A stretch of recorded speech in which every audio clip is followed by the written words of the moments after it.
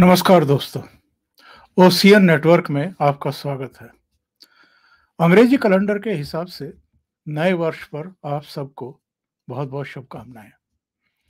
लेकिन जब ये नया वर्ष शुरू हो रहा है 2023, तब 2022 बीत भी रहा है और 2022 में वैसे तो देश में बहुत बड़ी-बड़ी घटनाएँ हुई हैं। एनआईए ने बहुत बड़ा एक नेटवर्क का पर्दाफाश किया है। बहुत सारे लोगों को गिरफ्तार किया गया है, उनके खिलाफ चार्जशीट दाखिल की गई है, जो देश को तोड़ने में लगे हुए थे और जो पॉपुलर फ्रंट ऑफ इंडिया से ताल्लुक़ रखते थे। इसी तरीके से जम्मू कश्मीर में जो पाक परस्त आतंकवादी थे, उनको बहुत बड़ी संख्या में ढेर किया गया। तो जो देश के खिलाफ बहुत बड़ी साजिश थी, उसको विफल किया गया। इसी तरीके से 2022 आते-आते और समाप्त होते पूर्वी लद्दाख में जो गुस्ताखी थी चीन की, उसको निपटाया गया, लगभग खत्म किया गया।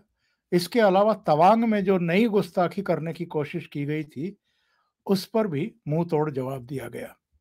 लेकिन अगर हम महाराष्ट्र की बात करें, तो महाराष्ट्र में 2022 में जो कुछ हुआ है, उसको उद्धव ठाकरे अपनी जिंदगी में कभी भूल नहीं पाएंगे और इसकी नींव उन्होंने खुद 2019 में रखी थी, अक्टूबर नवंबर महीने में, जब भारतीय जनता पार्टी और महाराष्ट्र की जनता को डिच करके उन्होंने शरद पवार और सोनिया गांधी से मिलाकर के मुख्यमंत्री पद हथिया लिया था और देवेंद्र फडणवीस को निरंतरता में मुख्यमंत्री बनने से रोक दिया था।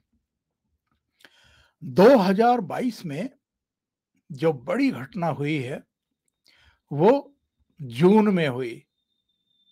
जून के आखिर आते-आते उद्धव ठाकरे को मुख्यमंत्री पद से इस्तीफा देना पड़ा। लेकिन इसकी शुरुआत हो गई थी 10 जून से।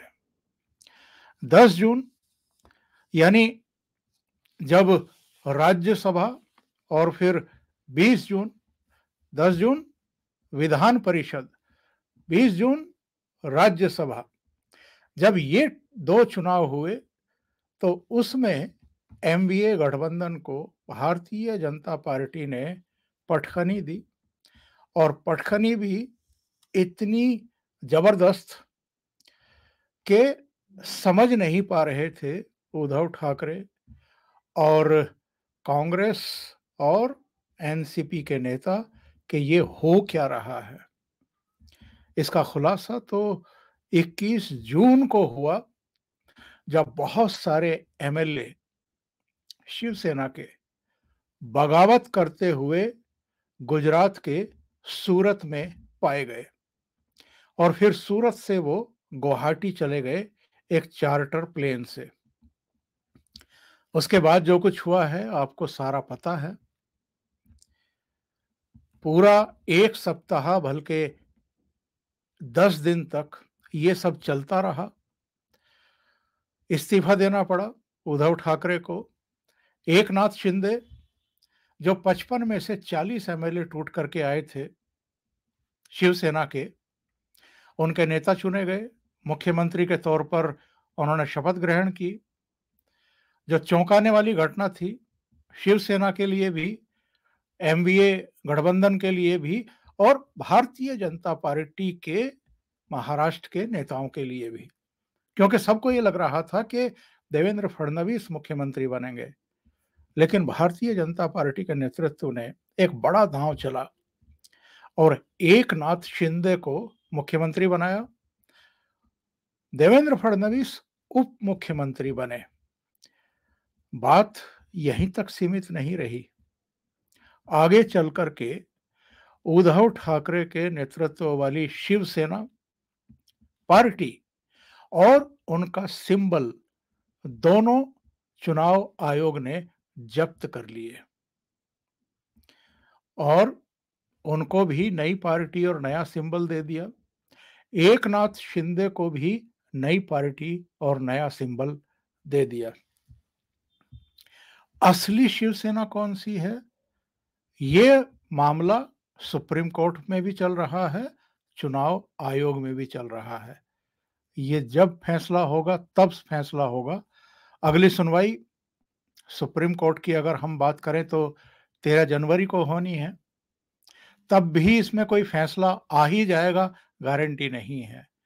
यानी जून से जो झगड़ा शुरू हुआ वो अब 2023 में भी जारी रहने वाला है। उद्धव ठाकरे ने 2022 में केवल कुर्सी और सत्ता नहीं गंवाई है, पार्टी भी टूट गई, एमएलए भी टूट गए, एमपी भी टूट गए, और अब पार्टी के पदाधिकारी जो अलग अलग नगर निगमों में, नगर परिषदों में पार्षद रहे हैं, वो भी टूट रहे हैं। पार्टी पदाधिकारी भी एकनाथ शिंदे की तरफ जा रहे हैं।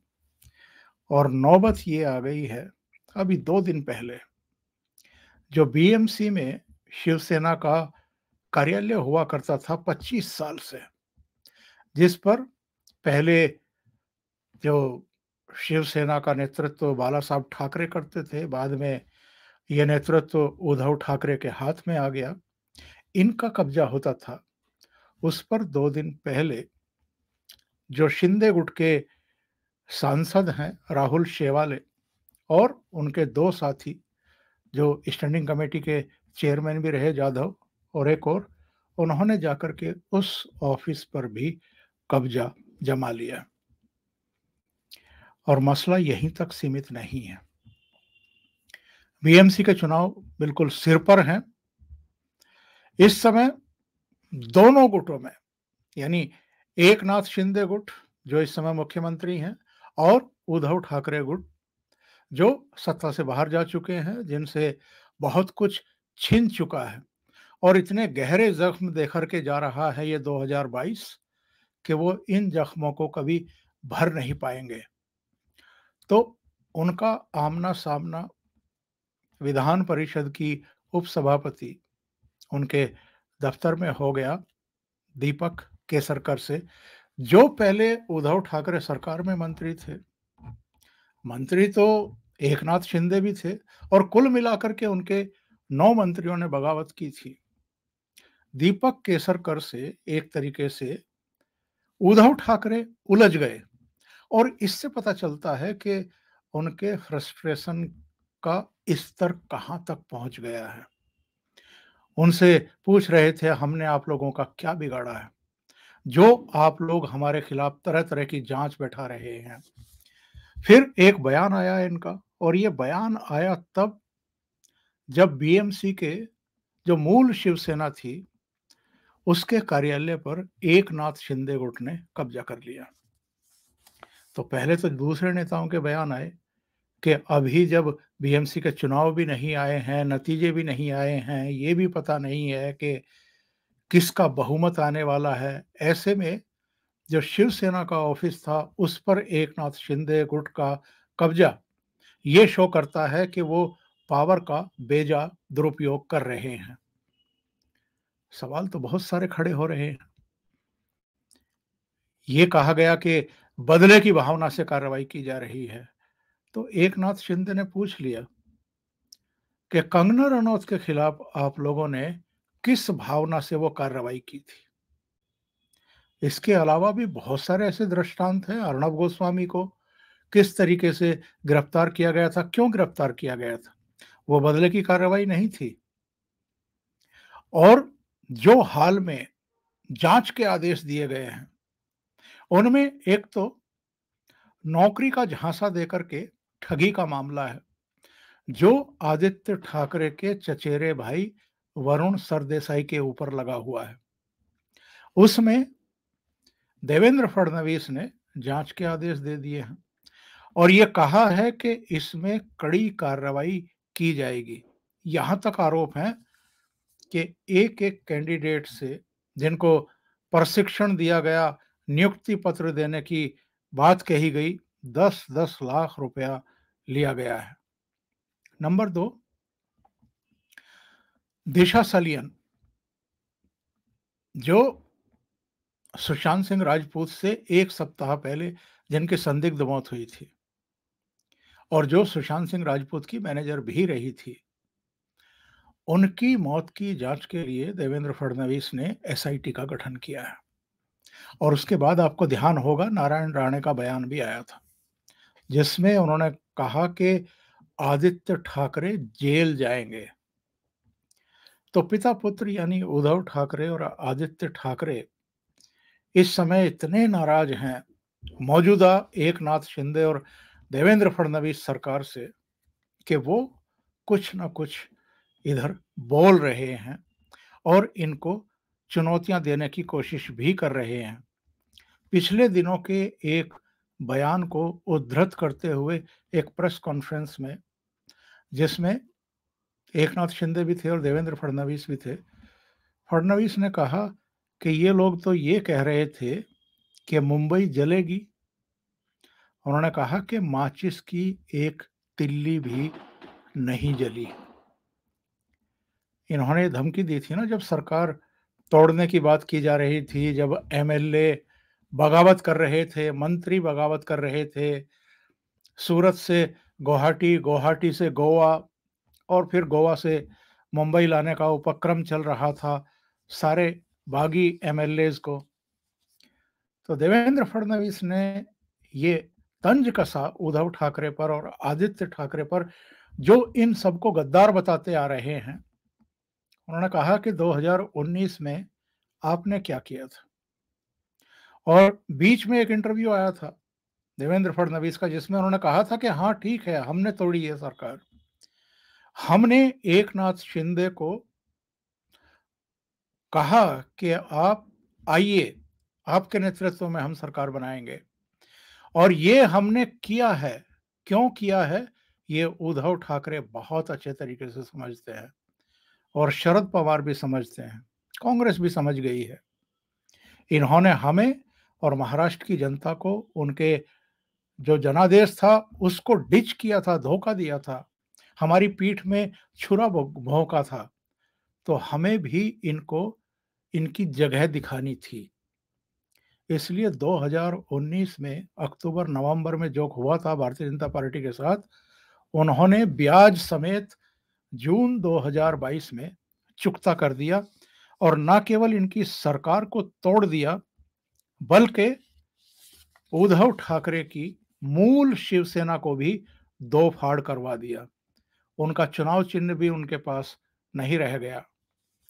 और शरद पवार, उनको जो झटके लगे हैं 2021 और 2022 में, वो तो कभी नहीं भूल पाएंगे। इसी तरीके से संजय राउत कभी नहीं भूल पाएंगे। उद्धव ठाकरे तो भूल ही नहीं पाएंगे, जितने गहरे जख्म हैं उनको भरने में ही बहुत वक्त लगने वाला है और कभी भरेंगे भी नहीं। लेकिन शरद पवार के भी नजदीकियों के यहाँ आईटी के, ईडी के जो छापे पड़े हैं, जो संपत्तियां जब्त हुई हैं, अजित पवार के 3 बहनोइयों के यहाँ जो छापे पड़े हैं, वो भी इस तरफ इशारा करते हैं। और हमें नहीं भूलना चाहिए कि नवंबर में 2021 नवंबर में आपके अनिल देशमुख, जो कभी गृह मंत्री हुआ करते थे, वसूली वाले मामले में, मनी लॉन्ड्रिंग के मामले में गिरफ्तार हुए ईडी के द्वारा और 13 महीने जेल में रहने के बाद वो अभी छूटे हैं।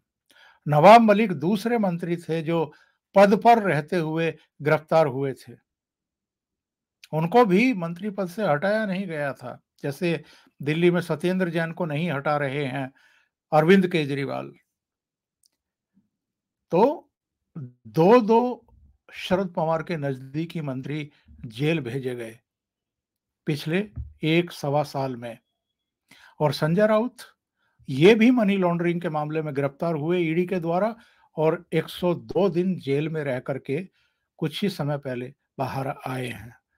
तो 2022 को ये कभी भुला नहीं पाएंगे और इनको इस बात की भी अब कोई संभावना नहीं दिखाई दे रही है कि इन्होंने जो शरद पवार के कहने पर दांव खेला था, जब बगावत हो गई थी और 16 एमएलए को ये अयोग्य घोषित करवाना चाहते थे नरहरि के हाथों, जो डिप्टी स्पीकर थे उस समय अ, शरद पवार की पार्टी के, वो तो कभी हो नहीं पाया। पर मामला चला गया सुप्रीम कोर्ट और फिर चुनाव आयोग भी, और चुनाव आयोग ने फिर फैसले दिए। शुरू में तो सुप्रीम कोर्ट ने उनकी कार्रवाई पर रोक लगाई थी कुछ समय के लिए, लेकिन उसके बाद फिर चुनाव आयोग ने फैसला किया और नतीजा ये है कि शिवसेना अब 2 हिस्सों में बँट चुकी है। यानी जो काम इन्होंने भारतीय जनता पार्टी के साथ धोखा देने का किया था 2019 अक्टूबर में, उसका बदला करीब-करीब 2.5 साल बाद जाकर के भारतीय जनता पार्टी ने लिया, और ऐसा लिया जिसको कभी भी उद्धव ठाकरे भुला नहीं पाएँगे, और जो झटके पर झटके उनको लगे हैं और अभी बीएमसी में लगने वाला है, इससे वो उबर पाएँगे ऐसा लगता नहीं है। अभी के लिए इतना ही। बहुत-बहुत धन्यवाद। अगर आपको ये चैनल और इसके कंटेंट पसंद आ रहे हैं, तो लाइक करें, कमेंट करें, वीडियो को शेयर भी करें। अभी तक अगर आपने ये चैनल सब्सक्राइब नहीं किया है, तो सब्सक्राइब कर लें और साथ में लगे बेल आइकॉन को दबा दें, ताकि आगे आने वाले वीडियो और उनके नोटिफ़िकेशन आप तक पहुँचते रहें। बहुत-बहुत धन्यवाद। नमस्कार।